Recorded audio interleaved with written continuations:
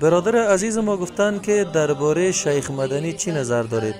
بسیاری ها میگویند که یک شخص تکفیری و استخباراتی است. خب برادر محترم، درباره شیخ ابو محمد مدنی باید بگویم که یک عالم ربانی، یک دعوتگر ماشاءالله حقانی است. الله حفاظتش بکنه. به خاطر الله سبحانه و تعالی این دعوتگر دوست داریم.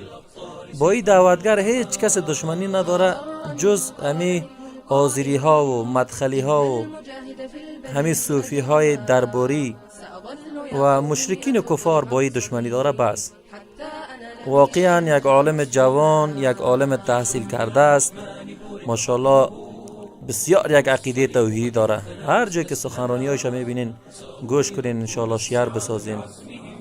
امی عالم و دعوتگری که در مقابلش مردم نبود، مردم بد ردش نگفت، مردم لقب برش نداد، مردم تاپه برش نزد، افراطی و دهشتگر و وحشتگر برش نگفت. امی سر امی توری ملا و علما یک چلیپای بکشین، نه ویدیوهایشان گوش کنین، نه درسهایشان گوش کنین، اصلا وقتتان ضایع نکنین. امی هر دعوتگر و هر عالمی را که دیدین که تکفیری گفتن، استخباراتی گفتن، فلان الان گفتن، خب برین یک تحقیق بکنین، درسایش گوش بتین، ببینین مطابق قرآن و سنت بود، گوش بکنین، عمل بکنین. جزاک الله خیرا، بارک الله فیکم.